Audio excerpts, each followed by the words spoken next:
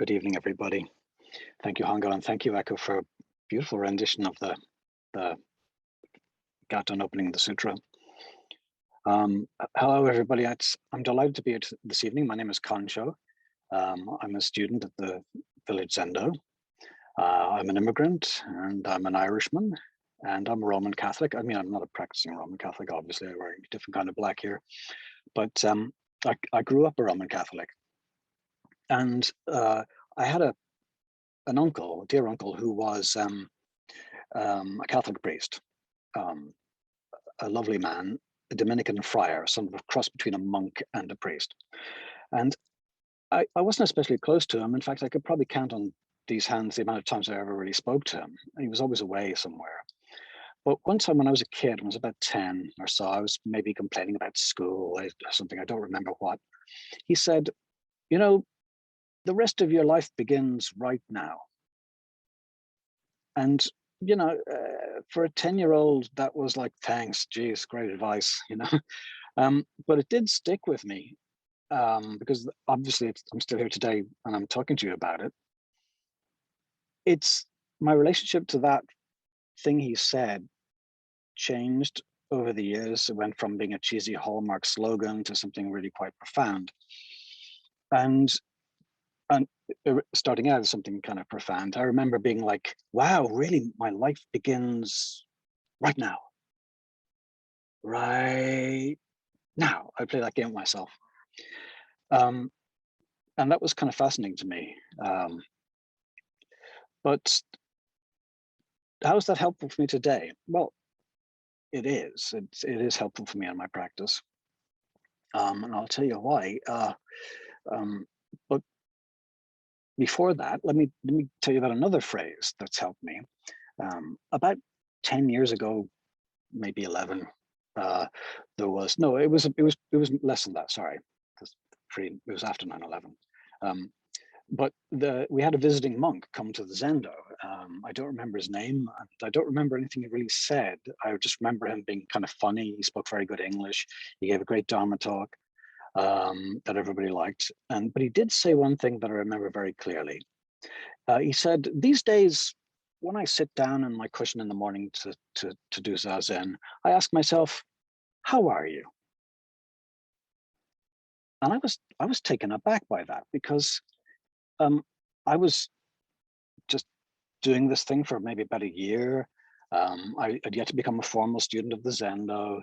And, you know, I was pretty sure I knew what Zen was all about, you know, and it definitely wasn't that. How are you? Really? Are you asking yourself, but doesn't the self not exist? And how is it that this self is asking this other self this thing? I mean, give me a break. You don't, I'm not interested in being myself. I want to get away from being myself. And that was the rub, right? I wanted to get away from being myself. And you won't blame me when you hear that I was a professional actor for many years, and my modus operandi was always about getting away from myself, trying to be somebody else. In fact, that letting go process that we often struggle with in our practice, letting go of emotions or feelings or what have you, was something that we tried to practice in our method, if you like, of letting go of ourself and shifting. The word was shifting over. In fact, there's a great book by Peter Brook called The Shifting Point about this, into the other character, into a state of what would probably be called flow these days. People talk about being in the flow zone or what have you. It was kind of like that. But, you know, I get caught up in ideas, and I like to latch onto things. And I think this is an intrinsically human thing. Everybody does. We all do it, or we wouldn't be sentient beings, really. We need to, you know, make these frames for ourselves that we can live in terms of reference and so on. But I get caught up very much in what Dogen calls the vines and serpents of words, because they're not really trustworthy. You can't really trust a vine to climb on them; you'll probably fall off. And serpents, we all know what they do. But you know, all our tradition is replete with these stories about people who are bogged down in their ideas, and then somebody comes along and, you know, so I was going to say says snap out of it, but that's not, they don't do that. But there was a koan I did where a monk asked Joshu, Master, I've heard it said that you have actually seen Nansen. Is this true or not? And Joshu said, Chen Chao produces big turnips. And Chen Chao was the province that they lived in. So Chen Chao produces big turnips. I think to me that pretty much encapsulates, you have a monk that's trying to catch the master out on an idea, and when the master's kind of damned if he does and damned if he doesn't. And Joshu's like, I almost imagine him standing in a turnip field or next to a turnip field or something. But when I was a young man as an actor, this "how are you" question was a bottomless pit. And I thought all my classmates had it down because they all seemed very confident. They knew who they were and what they were. And the reason for understanding who I was to, like I said, to shift off myself. But you're 18, I don't know what I was. But even today, that's still a bottomless pit. You could go forever trying to find out who you are. I could stay there for an hour and tell you all the things I am: brother, I'm a son, I'm a husband, I'm a, and on and on and on and on. But nonetheless, Dogen says to study the self is to forget the self. And to forget the self is to be actualized by the myriad things, or sometimes translated as the 10,000 things. And that means pretty much this, to be actualized by this. I used to misread that, actually. I used to think it was, and be the myriad things, or be actualized as the myriad things or something, which I thought was very Zen. But then no, it's much more subtle than that. Is to be actualized by the myriad things. Just this is it. You are not it. It is actually you. And it's hard to, how do we sit and be with our turnips? How do we do that? It's really damn hard. And Dogen isn't posing a punch, just talking about that. I mean, in our study text for the session, he talks about how if you can't see things clearly, then that's because your mind is running around like a wild horse and your feelings are jumping around like a monkey. And we can all identify with that, right? We all have these wild horses and monkeys. They're part and parcel of our everyday experience. If we sit regularly, we meet them when we hit the cushion.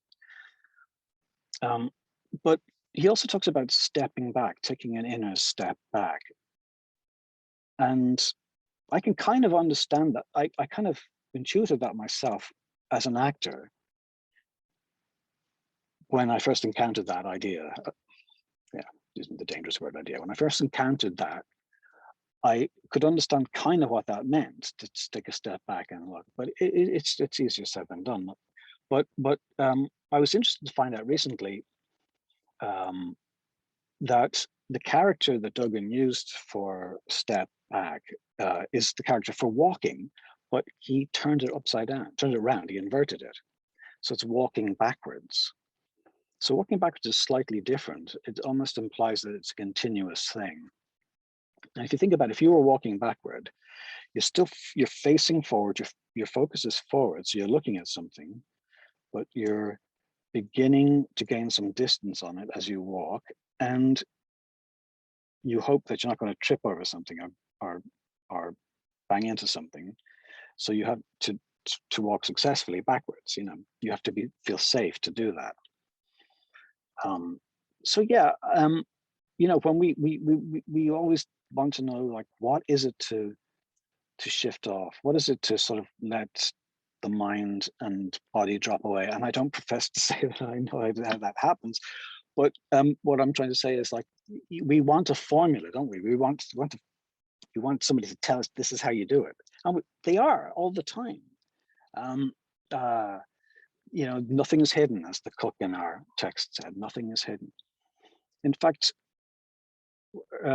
Roshi pointed us to an article, Enkyo Roshi pointed to an article that she wrote about 21 years ago recently. It's resurfaced on Tricycle, it's been republished, and it's about prayer in Zen meditation.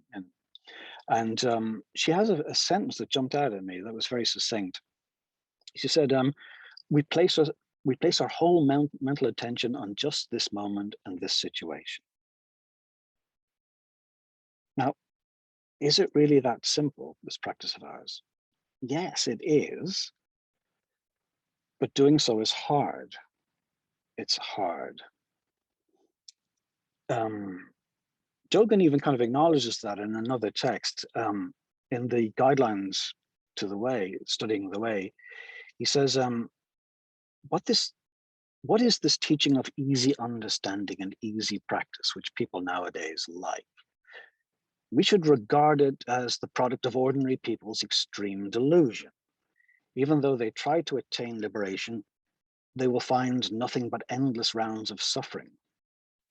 We can see that breaking bones or crushing marrow is not difficult, but to harmonize the mind is most difficult. So that's a very brutal image, isn't it? I think it referred to excuse me, my mouth's all dry. The ascetic practices that monks had, denying themselves food for weeks on end and that kind of thing. Some people probably put themselves under weights and did horrible things to themselves. We don't want to do that. We don't want to get into the cushion and have our dislocate our hips or put ourselves. It's not a when we sit. It's not a reality TV show where we have to sit the longest and hardest. But we still need to focus our attention, and it's damn hard. And I found some encouragement from that passage, because it was like this guy from the 13th century reaching across time and saying, hey, it's hard for us too. We had a bad day back here as well. You're not having an easy time. Yeah, everybody between me and you, same thing, dude. Everybody has a tough time. And I've had some very tough times this last year and a half with my practice. It's been quite difficult sometimes. I had a lot going on, all at the wrong time, of course, as it always does. But Dogen talks about the practice itself. Just showing up to the cushion is the act of is enlightenment. In fact, he uses a double barrel word. Well, we translate it as a double barrel word: practice enlightenment, the one and the same, inseparable. And it's kind of a difficult to get your head around that idea. But just sitting down is it. He also warns, though, about trying to expect something from your practice, like to go in with the expectation of gaining something as a result, like a quid pro quo or transactional thing, or I will get, cooler headed, or, I'll be more serene, I'll be more able to do this, that, and the other because I meditate for an hour a day. He cautions against that. Actually, I just remember now, I don't know if anybody remembers, but Shinryu gave a talk a few years ago, and he said in it, no pain, no gain, which I thought was really interesting. Something I remember as well, another phrase that helps me a lot. So these days I do ask myself, how are you when I sit down? How are you? And just, it grounds me, I can then sit, if I can acknowledge, and without judgment, without any kind of undue discrimination, or without bringing my whole life to the fore, as it were. But I can just check in. Oh, I've got this feeling here. I'm thinking about this all the time, or what have you. And just take that deep breath, and then just try to focus and let go, and come back, and let go, and come back, and let go, and come back. And it's just this sort of beautiful dance that we do with ourselves. And sometimes it's really sucky, and sometimes it isn't sucky. It's quite nice. But that Dogen saying that across the ages, and also just listening to others as well, it's really helpful to do this in community because of the support that we get. It's very difficult to meditate for any length of time without fellow travelers, as it were. So with that, I will finish up um, and say thank you for listening, and remember that the rest of your life begins right now.